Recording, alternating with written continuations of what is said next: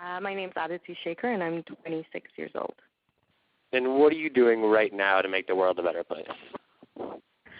I am trying to what I've realized in my very young career is that one of the most powerful things we can do as sort of innovator or initiators for social change is that if we instead of telling people how to do things and what they should be doing, if we give them the tools and skills to be change makers, we can produce a much more rich and diverse sort of set of innovations happening around the world, rather than giving people sort of all the maps to get there.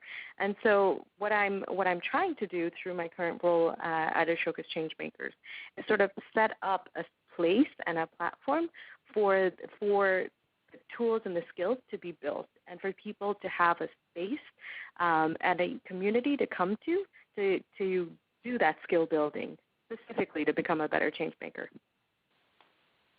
Cool. And how did you get involved with this with Ashoka? It's a funny story. I graduated college and I thought I was going to rule the world, and so I was like, I'm going to go to the business sector and I'm going to be rich and I'm going to be an iBanker or a consultant. And I ended up getting a job at this organization called DonorsChoose out in San Francisco. And while I was out there, our founder came to the Bay Area, and I was sort of hanging out with him, and I said, Charles, what are you doing here? And he said, I've just been inducted into the Ashoka Fellowship. And I started learning about Ashoka through him, ended up back in D.C., and decided to walk into the office and say, hey, how can I help out?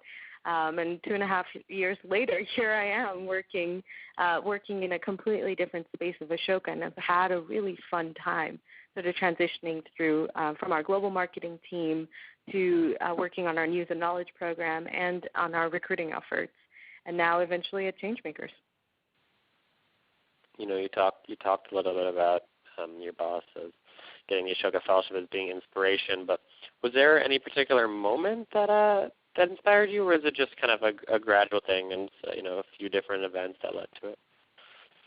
So when I was in college, I went to UNC Chapel Hill, and we actually had this class called Strategic Thinking, and one tiny reading assignment in that class was called was the base of the pyramid. It was an article on the base of the pyramid population and how business could actually serve the base of the pyramid population very effectively and in a profitable way. And I remember reading that article and just thinking, oh my God, why didn't anybody ever tell me about this? Why haven't I heard about this before? Why haven't I been reading about it? Why haven't I been getting sort of more involved in this? And so that's when I heard about Ashoka through Charles, and as I started doing a little bit more research, actually one of the things that drew me to Ashoka was our full economic citizenship program, which focuses entirely on base of the pyramid populations and tries to understand how we can create sort of joint ventures between businesses and local citizen sector organizations that serve as distribution networks and sort of local experts to really sort of to really allow large multinationals and even medium-sized businesses to enter base of the pyramid kinds of markets. And I thought that stuff was fascinating, and it was sort of my gateway drug into the larger field of social entrepreneurship. And so, when you're part of an organization like Ashoka, you have an opportunity to get involved in a lot of different things. And I always knew that I kind of was a little bit different in the way I wanted to do things. I kind of liked sort of just starting an idea and starting the next day and doing something a little further. So I really felt like I found a home in my colleagues at Ashoka as well, because these people thought like me, whereas all my other friends were like, oh, you're into that nonprofit-y stuff. And I was like, no, that's not what I'm into. There's something much bigger here. But they didn't really seem to get it. So it was fun to be part of a group of people who not only got it, but then constantly pushed you to be thinking more broadly about systems change and social entrepreneurship. And actually, to this, when I explain Ashoka to other folks, it's always like, how much time do you have? how much can I really tell you, and how interested are you? Because when you walk around and you meet people on the social circuit, people always start with, so what do you do? And it's always a trick question for me, because I say, do you really want to know, or do you want this to be a very superficial conversation? What are some ways you work across traditional boundaries at Ashoka? I think we don't see boundaries. So we elect fellows in all sorts of sort of for-profit fellows, non-profit fellows. We are non-sector specific, so we're very, very sort of agnostic on what kind of change, where the innovation comes from, or what kind of change should be happening across in specific sectors. What we're more fascinated by is sort of connecting unlikely patterns or connecting unlikely players, or previously unreachable players in the case of the base of the pyramid populations. But to us, it's really very cool to build ecosystems around change rather than sort of make change in the business sector, make change in the private sector, in the government sector. So for us, and in all of the initiatives that Ashoka has, there's sort of some initiatives will be more focused on certain sectors than others, but most of them, or at least in culmination, it's trying to tip the entire world's thinking. So that's what I like about the way we do things is that idea of, there are no boundaries, and we should think that way. And that's also what's really interesting about Changemakers specifically. Changemakers runs a global competition on nutrition, but there are people who are entering that competition who do transportation. There are people who are entering that competition who do health. There are people who are entering that competition who do gaming. And the idea is that we don't try to silo. We really try to break the silos. Not only across sectors, but across subject matter as well. Great. And what are some of the challenges you see facing the younger generation? Yeah, I think that's a really good question. I think it's actually really funny because over the last couple of years, people have started getting a lot of respect for youth. Look at the youngest billionaire is 26 years old. In the world, and he's built a really phenomenal organization through Facebook.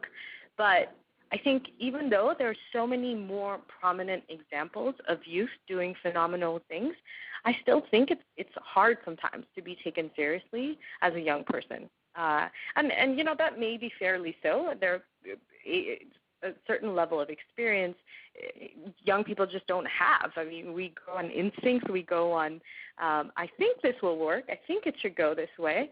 But I do think that it can be really hard sometimes where, a young person is in a position of power or a certain seniority, and it's definitely a barrier, I feel, on a daily basis when I'm dealing with external folks, because people say, I'm sorry, how old are you? What kind of degree do you have? Who do you know? Whereas it's sometimes tough to get the respect behind your ideas. But then again, on the flip side, I do think that young people have been brought up in this day and age or in certain environments that have sort of allowed us to really feel like, oh, go ahead and lead this movement. Go ahead and start this organization, and we can get wrapped up in thinking we know everything. So I think there's two sides to that coin, but one side is, it is tough to get taken seriously sometimes when you have a really good idea, and on the flip side, we sometimes have good ideas, get taken seriously, and then think we know it all. So it's sort of balancing that, and doing it in a way that actually makes you a more effective innovator than being about ego or being about a different end.